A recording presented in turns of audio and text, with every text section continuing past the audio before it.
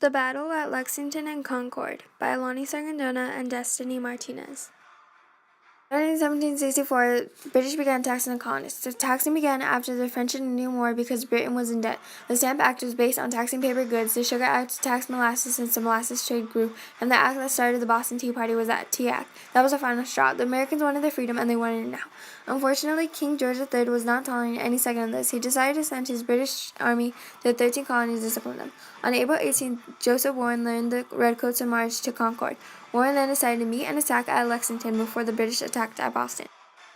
7 militiamen went against 700 redcoats. They met at dawn, and when the militiamen realized they were outnumbered, they were going to retreat.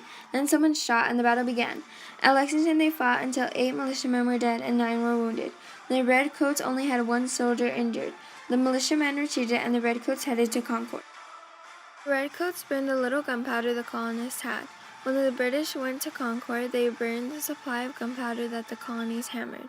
When the fire started, hundreds of militiamen watching were transfixed with fear and believed the whole city of Concord would burn down. They then realized that they were headed to Boston.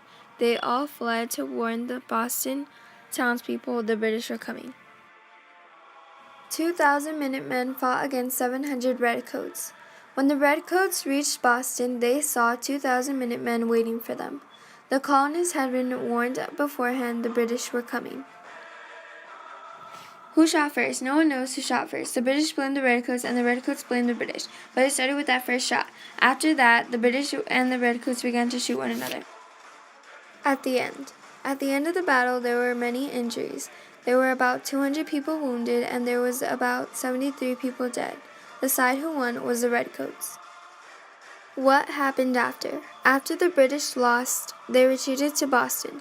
They retreated to Boston to make sure the Americans don't get their weapons. Between the British and the Americans. Even though the British lost and hated the Americans very much, the British learned to respect them. The Americans learned to respect the British as well.